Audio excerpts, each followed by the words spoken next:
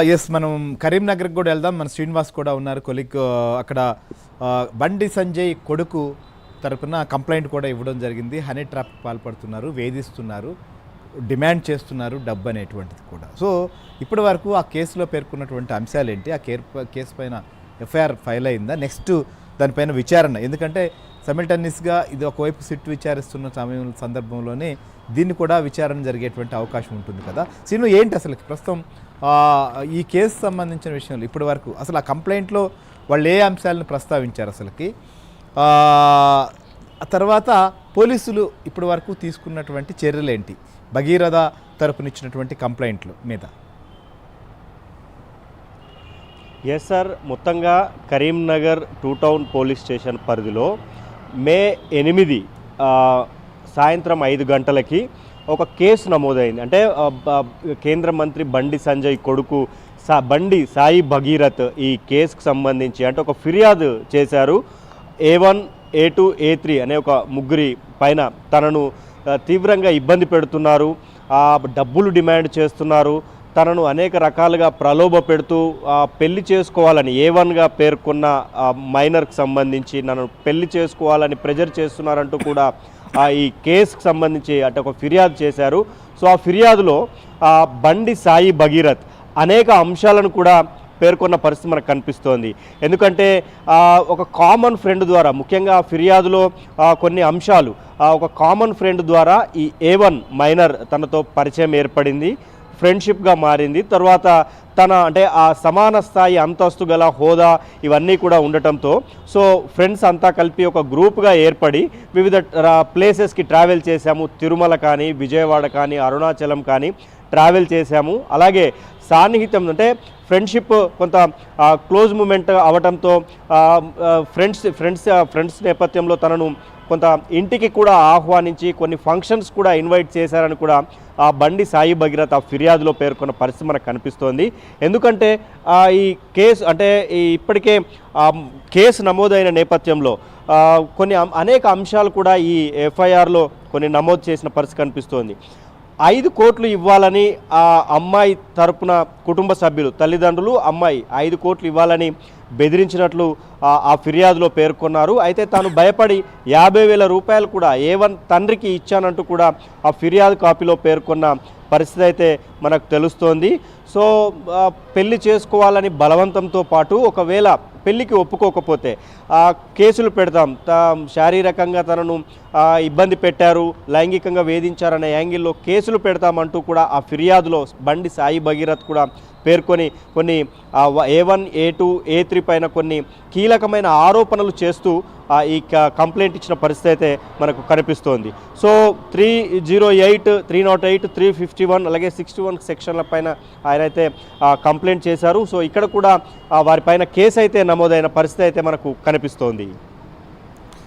Right, అంటే శ్రీనివాస్, అంటే ఈ కేసు ఇవాళ సిట్ కూడా వేశారు. సరే, ఇప్పుడు దాకా దీనిపైన కేసు నమోదు చేసినప్పటికీ నెక్స్ట్ స్టెప్ అంటూ పడలేదు. ఇప్పుడు సిట్ ఏర్పాటు చేశారు, దానికి ఒక IPF ఆఫీసర్, DCP స్థాయి అధికారిని నియమించారు, రోజువారీ విచారణ, కమిషనర్కు రిపోర్ట్ ఇవ్వాల్సిన పరిస్థితి, ఇలాంటివన్నీ ఉన్నటువంటి నేపథ్యంలో ఈ కరీంనగర్ పోలీసులు కూడా దీనిపైన విచారణ మొదలు పెట్టబోతున్నారా? వారు కూడా ఎవరైతే కంప్లైంట్ చేశారో A1, A2, 3 వీళ్ళకి నోటీసులు లాంటివి ఇచ్చేటువంటి అవకాశాలు ఏమైనా ఉన్నాయా?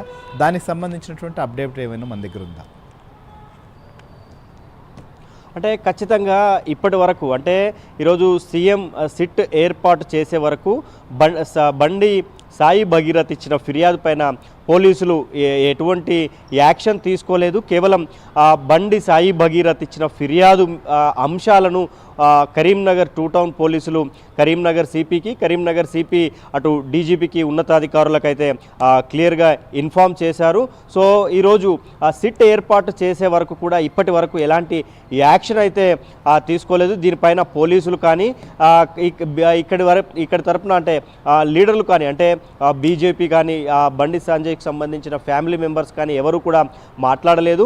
సో కొంత బండి భగీరథ్ ఇచ్చిన ఫిర్యాదు కాపీని మాత్రం బండి సంజయ్కి సంబంధించిన అంటే తన వ్యక్తిగత సహాయకులు మాత్రం గ్రూపుల్లో పోస్ట్ చేసిన పరిస్థితి అయితే కనిపిస్తోంది. సో ఎఫ్ఐఆర్ కాపీలో అనేక అంశాలను కూడా పొందుపరిచారు. ఈ నేపథ్యంలో బండి సంజయ్కి సంబంధించిన అనుచరులు కానీ ఆయన సన్నిహితులు కానీ కుటుంబ సభ్యులు కానీ కేసు హనీ ట్రాప్ జరిగింది అని అయితే కదా, ఇటువైపు రాష్ట్ర వ్యాప్తంగా కూడా చర్చ జరుగుతోంది. సోషల్ మీడియా వేదిక అయితే పెద్ద ఎత్తున దీన్ని ట్రోల్ చేస్తున్నారు. బీఆర్ఎస్ పార్టీ నాయకులు నేరుగా డైరెక్ట్గా రియాక్ట్ అవుతున్నటువంటి పరిస్థితులు కూడా ఉన్నాయి. కరీంనగర్లో బీఆర్ఎస్ కావచ్చు, కాంగ్రెస్ కావచ్చు, బీజేపీ నాయకులు వాళ్ళ రియాక్షన్ ఏంటి, అసలు దీనిపైన వాళ్ళు ఎలా స్పందిస్తున్నారు? అంటే కరీంనగర్లో ఇప్పటి వరకు కాంగ్రెస్ నేతలు కానీ బీజేపీ నేతలు కానీ దీనిపైన ఇప్పటి వరకు స్పందించలేదు. కేవలం బీఆర్ఎస్ నేతలు మాత్రం, మహిళా నేతలు అలాగే ఇతర ముఖ్య నేతలు కూడా దీనిపైన రియాక్ట్ అయ్యారు. ఈరోజు కొరుట్లో అంటే సిరిసిల్లలో బీఆర్ఎస్ నేతలు పోలీస్ స్టేషన్ ఎదుట ఆందోళనకు దిగి బండి సాయి భగీరథ్ను, కేంద్ర మంత్రి బండి సంజయ్ కొడుకు సాయి భగీరథ్ను అరెస్టు చేయాలి అని ఆందోళనకు దిగారు. అటు కోరుట్లలో కూడా కోరుట్ల ఎమ్మెల్యే సంజయ్ కుమార్ ఆధ్వర్యంలో, కల్వకుంట్ల సంజయ్ కుమార్ ఆధ్వర్యంలో పెద్ద ఎత్తున ర్యాలీ కూడా తీసి కొంత సంజయ్ అధికారుల తీరుపైన, ప్రభుత్వం పైన, బండి సంజయ్ పైన కొన్ని ఆరోపణలు చేశారు. ఇక జగిత్యాలలో కూడా మాజీ జడ్పీ చైర్పర్సన్ వసంత కానీ, అటు జిల్లా అధ్యక్షుడు విద్యాసాగర్ రావు కానీ, బీఆర్ఎస్ ప్రధాన కార్యదర్శి జీవన్ రెడ్డి కానీ వారంతా స్పందించారు. సో కొంత ప్రభుత్వం అంటే అటు కాంగ్రెస్ పైన, ఇటు బీజేపీ పైన, ఈ రెండు పార్టీల పైన అయితే బీఆర్ఎస్ నేతలు తీవ్రంగా వ్యాఖ్యలు చేస్తూ వస్తున్నారు. బండి సంజయ్కి సంబంధించిన, కొడుకు సంబంధించిన ఈ కేసు అంశాన్ని బీఆర్ఎస్ ముందు నుంచి ప్రశ్నిస్తూ వస్తోంది. భగీరథ్ను ఖచ్చితంగా అరెస్టు చేయాలి అన్న డిమాండ్తో అటు సోషల్ మీడియాలో కూడా పెద్ద ఎత్తున క్యాంపెయిన్ చేస్తుంది. కాంగ్రెస్ పైన, బీజేపీ పైన పెద్ద ఎత్తున పోస్టులు కూడా పెడుతున్న పరిస్థితి మనకు కనిపిస్తుంది. ఇదే క్రమంలో బీజేపీ బండి సంజయ్కి సంబంధించిన సోషల్ మీడియా ప్లాట్ఫామ్ నుంచి కూడా కొంత ఎదురుదాడి కూడా అయింది. సో కరీంనగర్లో మీరు అన్నట్లు కేవలం బీఆర్ఎస్కి సంబంధించిన ముఖ్య నేతలు, ఆ పార్టీకి సంబంధించిన నేతలు మాత్రమే స్పందించారు, భగీరథ్ను అరెస్ట్ చేయాలని చెప్పారు. కానీ బీజేపీ నుంచి కానీ, కాంగ్రెస్ పార్టీ నుంచి కానీ ఎవరూ మాట్లాడలేదు. కొద్దిసేపటి క్రితం అంటే ఉమ్మడి కరీంనగర్ జిల్లాకు సంబంధించిన మంత్రి పొన్నం ప్రభాకర్ మాత్రం హైదరాబాద్లో కొంత ఈ అంశానికి సంబంధించి ప్రస్తావించారు. సార్ రైట్ శ్రీనివాస్, మీరు అన్నట్లుగా చూద్దాం. ఇది ఎందుకంటే ఒకవైపు ఫోక్సో కేసు పెట్టినటువంటి పరిస్థితి, ఎఫ్ఐఆర్ అయింది, ఇంకోవైపు హై ప్రొఫైల్, ఇంకోవైపు సున్నితమైనటువంటి అంశం. సో హనీ ట్రాప్ అంటున్నారు. వీటన్నిటి నేపథ్యంలో ఖచ్చితంగా ముఖ్యమంత్రి రేవంత్ రెడ్డి అయితే చట్టం ముందు ఎవరైనా సమానమే. గతంలో హై ప్రొఫైల్ ఉన్నటువంటి వారిపైన కేసులు నమోదు చేసినటువంటి అంశాన్ని, లేకపోతే విచారణ జరుపుతున్నటువంటి అంశాన్ని కూడా ప్రస్తావిస్తూ ఈ విషయంలో కూడా పోలీసులు అలానే రియాక్ట్ ఉంటుంది అనేది చెప్తున్నటువంటి మాట. సో ఫైనల్గా ప్రవీణ్, ఏం జరగచ్చు?